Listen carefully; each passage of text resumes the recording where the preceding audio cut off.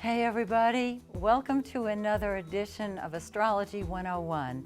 I'm Maxine Taylor, Georgia's first licensed astrologer, and it is my joy to walk around the zodiac with you and help you understand your own birth chart.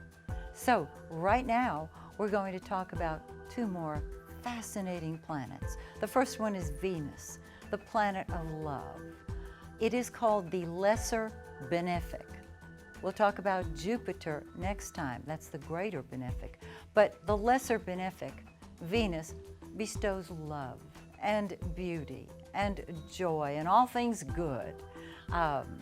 So as we talk about Venus and we go through the houses, you'll see what a wonderful placement in your chart Venus has. Now we're also going to talk about Mars, which is the polar opposite of Venus. If Venus is love, Mars is war. It can be hate. It is passion. These are our polar opposites that balance to bring love and passion. Wherever Mars is, that's what you fight for. Wherever Venus is, that's what you think is beautiful. That's what you love. And everyone has both of those planets in their charts. So, shall we take a look? All righty, Venus, the planet of love and beauty and all things lovely. If you have Venus in the first house, who is beautiful? You are beautiful. Now, you might say, you haven't seen me on a bad hair day, Maxine. No, I haven't, but I can tell you that with Venus in your first house, you have a sweet smile. You always will. Women are going to be pretty, men are going to be handsome. And I know that you can tell me that you've seen some real dogs who have a Venus in the first house. I doubt it. It may be that their birth time is off because Venus in the first house bestows love, self-love, and beauty. Now you might say, well, isn't that self-love selfish? Not at all.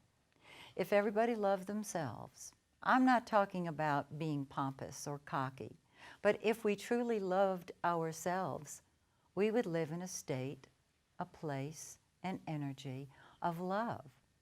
And that would create love wherever we went.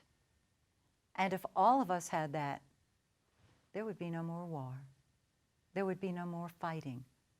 However, we've got 12 houses, but Venus is in one of them. So back to Venus in the first. Your body, you might say, oh, I could use to lose a few pounds. Well, but your body is going to be beautiful. You're going to adorn yourself with beauty, jewelry, accessories, and that sweet smile is going to carry you through where others may not be able to tread, because Venus in the first is going to be a loving placement. And people are drawn to you because of Venus. Now, Venus in the second house, wow. Venus rules the second house in the natural zodiac. It's very powerful there.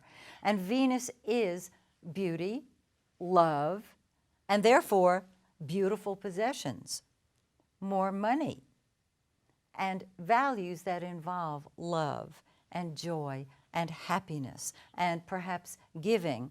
And so you love, Venus, your possessions. You love having money. And because Venus bestows blessings, you can create money. Isn't that just incredible? How much, I can't tell you, but you were born with the ability to attract beauty to you, whether it's beautiful people, beautiful things. Perfect. You will not find anything wrong with Venus. The only thing that might be quote unquote wrong with Venus is because it rules abundance. It can be too much of a good thing. I always say if it's too much of a good thing, enjoy it. If one is good, two is better. That's Venus in a difficult aspect in your chart. It just means you have more of it. Okay, Venus in the third house, you have beautiful thoughts. The way you look at the world is through the eyes of beauty. And you communicate lovingly and caringly. You have an eye for color. You may be an artist, a writer, a poet. When you speak, your words are easy to hear because you love to speak. You love to communicate. And people love to listen to you. Now, the third house deals with your siblings, and there is a love of siblings, particularly the first sibling. So there is a loving outlook, a loving attitude, and a loving way of expressing yourself. Venus in the fourth house. Well, what have we got here? You love your home, you love your family, and you have to have a beautiful home. Because remember, wherever Venus is, whatever it touches, it makes it beautiful. It makes it loving. You love your family. They may be a disaster to the neighbors, but you love them. And because you love them, they're going to love you. What they're going to do is you all, as a family, are going to love being together. And this is more than a lot of people have.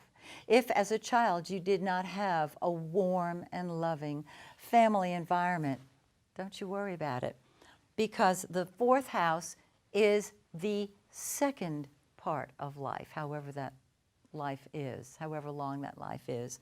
And that means that blessings come your way as time goes by. Isn't that beautiful? Venus. Okay. Venus in the fifth house. Wow. Well, if Venus is what you love, and the fifth house is fun, you love to have fun.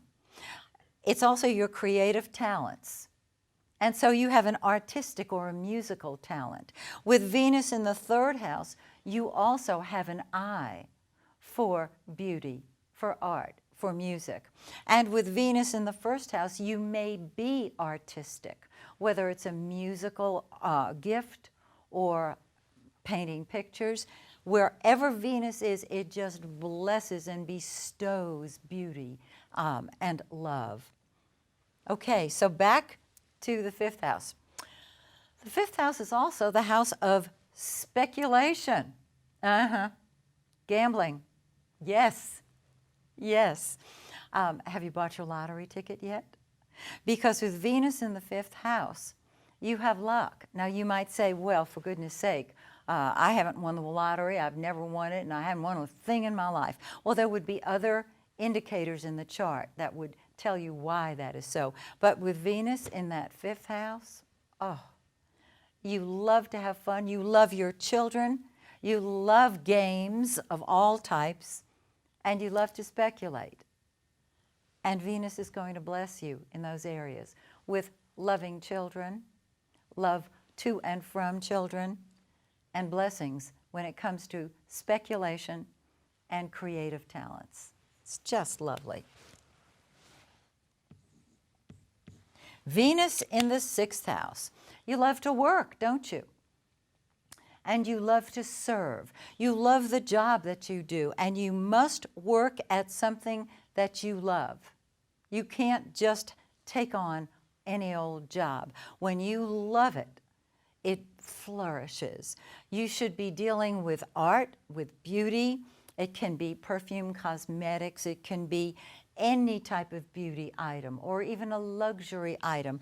But what you do is you bring love to your job. If you're an employer, you love your employees because your employees love their work.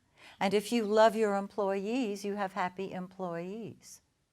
Makes a lot of sense, doesn't it? So you want to use Venus, knowing where it is. Venus in the seventh house. You love partnership. You absolutely adore partnership. And because you will love other people, they love you. In other words, when you love other people, you help them love themselves. And when they love themselves, they love you for helping them love themselves, even though that's not how their mind would consciously work. So you're popular, you love being with that one special person, and you attract really beautiful people to you. Now, you will attract people who tend to put themselves first with Venus in the 7th, but it's a loving placement for Venus. And you love putting them first also. Venus in the 8th house. Okay. Your love nature is undergoing a transformation in this lifetime. Your love runs very deep and very, very passionate, and you love secrets. You have to find out the source of the problem. The 8th house says, look to the source, not the effects. Very powerful. So as your love nature changes in this lifetime, you will see it blossoming, because the change is always for the better. Venus in the 9th house. You love to travel. You love to talk about belief systems. You love people from faraway places. And your principles involve love. Venus in the 10th house. And again, my handwriting. Okay. You love being a leader. And you're a loving leader, and you love having your career. Your career must involve Venusian services or products, perfume, makeup, art, music, beauty of all types. And your career is blessed. You will always be the one who moves to the top. That's what you can take to the bank with Venus in the 10th. Venus in the 11th. Very, very interesting. You love people. And when you love them, they love you. You love humanity. Remember, the 11th house is other people's children.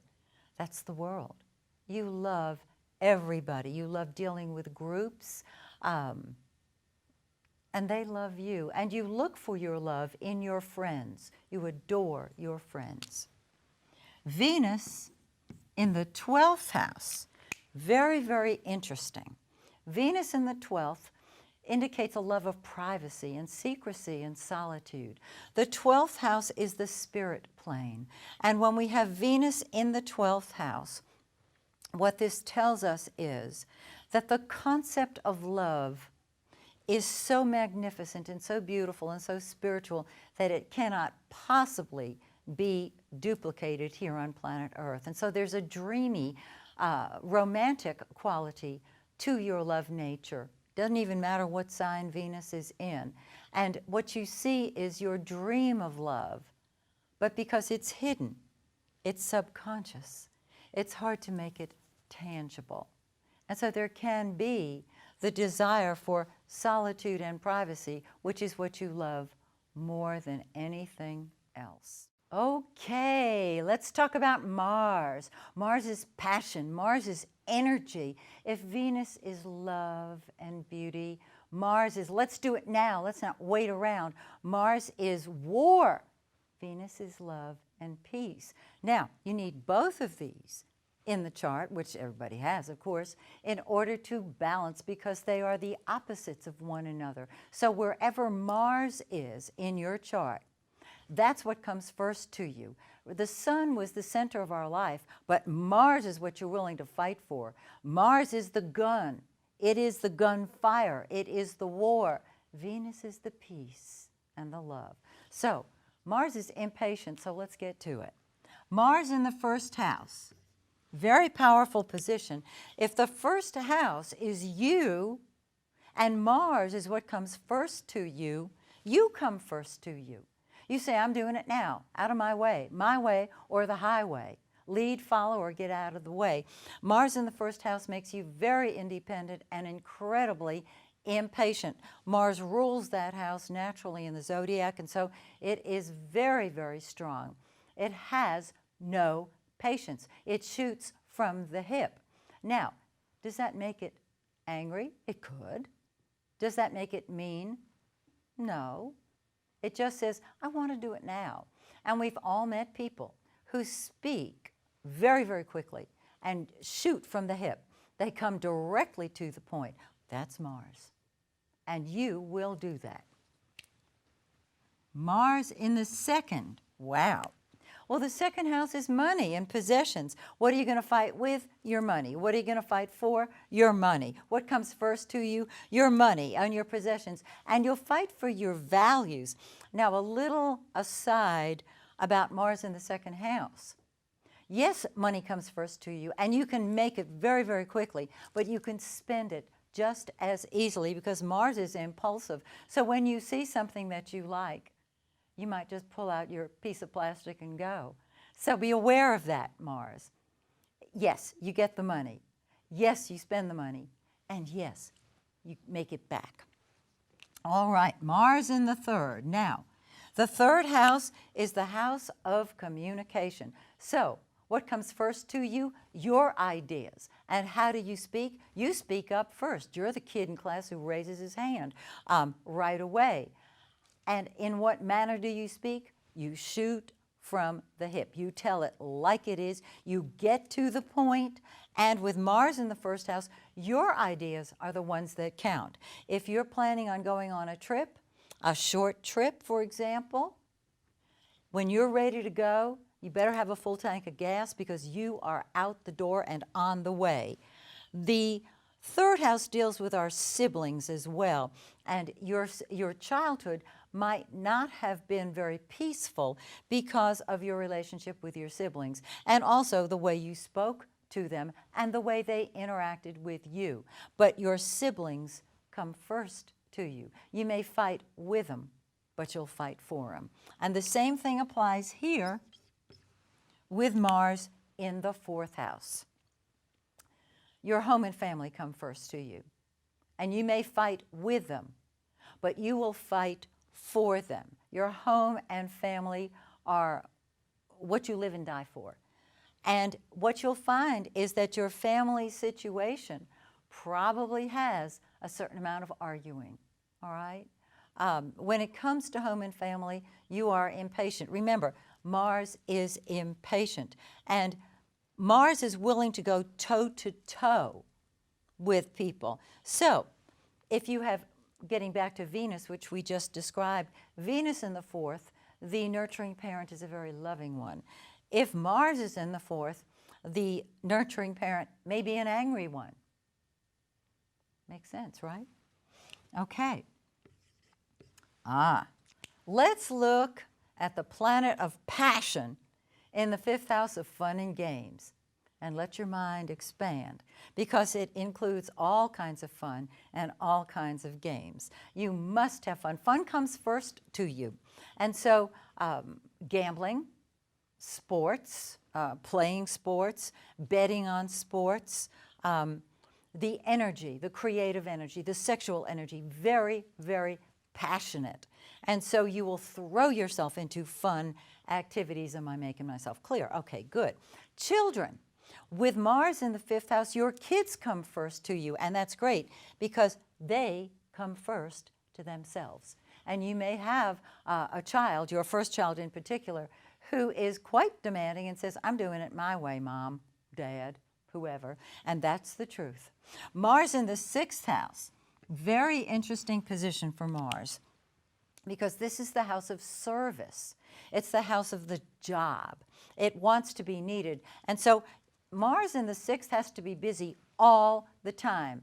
It cannot sit still in front of the TV and just watch TV. It's got to be doing something else. And when it's involved in a project, it wants it to be productive, not just whiling away the hours. So your job comes first to you. Your health comes first to you. And with Mars in the sixth house, there can be inflammations in the body. If you know that, you can eat the proper food, maintain the proper diet. Remember, the zodiac is going to tell you the proper exercises, the proper food, everything for optimum health. But the greatest thing for optimum health is happiness and love. And when you feel loved and you are happy, you better believe you're healthy. And I'm not a doctor, but I've experienced it. Okay, Mars in the seventh. Wow, partnership comes first to you. Now that's the house of open enemies. And so you are willing to really be confrontive in your relationships. So there's never a dull moment for you in your relationships, is there? There's always somebody that you're willing to go toe-to-toe with, and you attract people who say, me first. I'm doing it my way. And that's the truth. So you will put that other person first. You will fight for them, and you may fight with them. I hope all of this is falling into place as you look at your own birth chart, because, man, it tells it, doesn't it? Now, Mars in the 8th house. Mars rules the natural 8th house of the zodiac just as it does the 1st. And so Mars is incredibly passionate here. Anything in the 8th is intensified, and so your passions are intensified.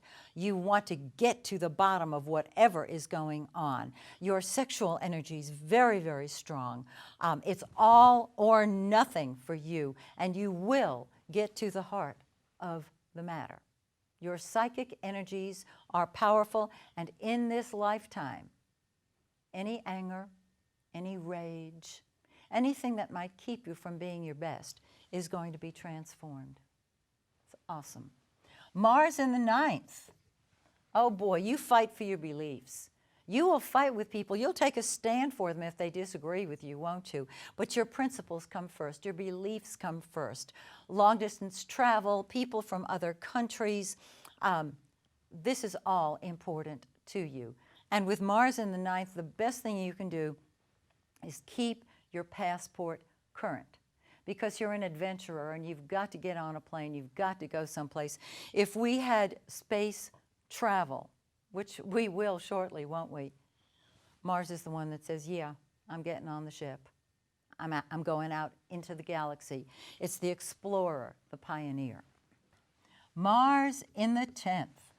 Your career comes first to you, and you're willing to fight for it. You have great ambitions, and the 10th house planet taught you, a parent, the 10th house parent taught you to do just that, to climb your way to the top quickly, because Mars is speedy. It wants action, and it wants it now. It doesn't want to have to wait. And so with Mars in the 10th house, even as a little kid, you wanted to be the leader, and you would fight other leaders for the top slot. And so you should. You love it. If you don't have a career challenge, you have nothing to fight for. Remember, wherever Mars is what you're willing to fight for. And I mean fight independently for. So throw yourself into your career, express all of your ambitions. Mars in the 11th house. You fight for your friends, you fight with your friends. You fight for your hopes and wishes. You fight for humanity. This is the house of the humanitarian, and you are willing to take up the cause for any group in which you are involved. It means that your friendships are not always peaceful and calm. Okay. And last but not least, Mars in the 12th house. You will fight for your solitude and privacy. You've got to be alone at least once a day. There are unresolved anger issues, passion issues that you will be dealing with, but you may keep them stuffed. The problem with stuffing Mars, suppressing Mars, is that it can expand and become inflamed. And this is something you want to be aware of, because Mars is inflammation. Wherever it is, it runs hot. And a lot of people have health issues, and they'll want to know, well, how do I deal with this? If you have inflammation issues, such as autoimmune issues, look at your Mars. Look where it is in the chart. And I'll tell you the part of the body that it may involve. Again, it doesn't necessarily, but it may very well involve. In the 1st house, your head. Do you have headaches? This is suppressed energy. This is the ram plowing forward. Taurus. This deal. The 2nd house is Taurus. Mars in the 2nd house, neck issues because of the neck and throat issues. 3rd house, nervous system, communication issues. Again, lots of mental impatience.